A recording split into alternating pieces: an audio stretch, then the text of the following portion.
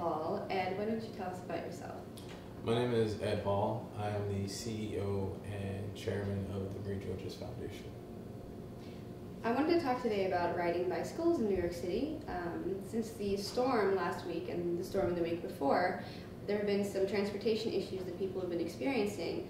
Since I have a bicycle, I found that this is actually the best way to get around the city, and I've been trying to convince a lot of my friends to get a bicycle as well. So I wanted to talk a little bit today about that. The first question I had for you, Ed, was what are the benefits of riding a bicycle in New York City? The benefits of riding a bicycle in New York City, well, there are a couple of benefits, but the first one is it's economical. The price that you would pay for a MetroCard for the month, for example, you could buy a used bicycle or even put a payment on a new one. Another benefit of riding a bike in the city is it's very time efficient. You get around faster than the subway or cars, for that matter, less likely to run into any sort of setbacks or service changes that you might find on the subways, for example, on the weekends. Or if you do, you can just ride around them. Or you can just ride around them. Also, it's also good for the environment. You know, reduces your carbon footprint. You don't burn as much coal or fuel or wait in line for gas. So, yeah, there's a lot of benefits of riding a bike in the city. Those are just a couple of them. One of the other ones I wanted to mention was I have a few clients who always tell me that they don't have time to work out during the day. And if you're using your time for travel to be riding a bicycle, then you're still burning calories, you're still maintaining a certain level of fitness. So that's also an added benefit of riding a bicycle. Also, it's fun. It's a lot of fun. Yeah. Speaking of fun, some people don't exactly find it as fun when they start riding. So my second question was about riding through the city. I have heard several people voice concerns about riding through the city, that it might be dangerous, that they don't feel safe doing it. Do you have any tips for these people? Riding in the city can be challenging, but there's things that you can do to make it safe or safer. Just being aware of your surroundings, because the city is a very dynamic environment. Things are constantly changing and moving all the time. So knowing where you are, know where things are around you is very important. Also, knowing where you're going, using the bike lanes, obeying the rules of the road, not riding on the sidewalk, stopping at the stop signs and the crosswalks and allowing people to cross back and forth and being courteous to other pedestrians definitely makes it a lot safer.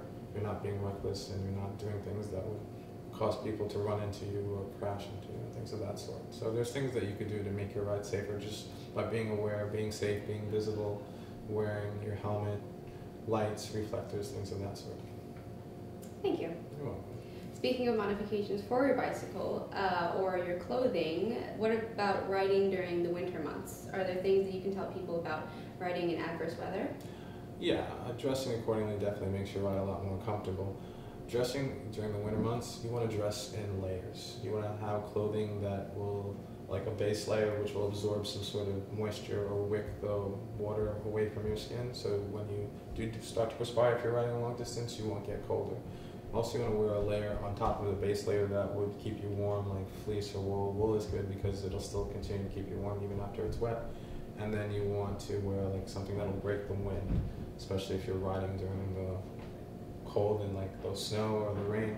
A windbreaker that's quality. Sometimes they even come with them being reflective.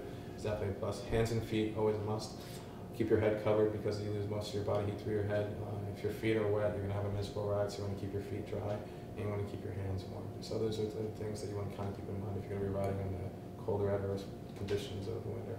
What about modifications for your bicycle?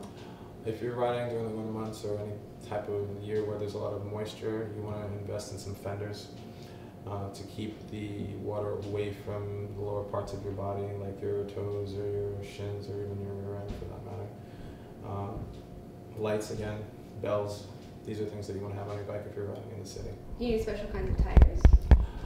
Not necessarily special kinds of tires, but you want something that is durable and rugged, because there are a lot of things in the city that will make your ride more challenging if you are not ready for them. If you want something that is strong, so a wider tire would be better. Granted, it won't be faster, but you're not really trying to go, you're not running a race, you're commuting. And if you're running a race, you should be racing in the street anyway. So yeah, wider tires, some thread would definitely be helpful, especially if you're riding during the fall and in the winter. Okay. The last question I had was resources that you could use if you're looking for a bicycle, specifically maybe if you don't have a lot of money, where are some good places to find bicycles? You could find a lot of good bicycles in your community or in your neighborhood. If you go to local bike shops, they usually have an idea of who's selling bikes, who's not selling bikes. You can also use the internet, Craigslist, eBay. Also, believe it or not, if you go to places where they have public forums, like a community center or a rec hall, you know, guitar lessons, roommate needed, bike for sale, you never know what you'll come across. So just keeping your eyes open, but I would definitely try your local bike shop or try the internet. Those are the first two go-to places that most people try to go get used bicycles. Okay, well thank you, Ed. I'm going to include Ed's contact information in the blog, and thank you for tuning in. This is Kim from Smarter Bodies.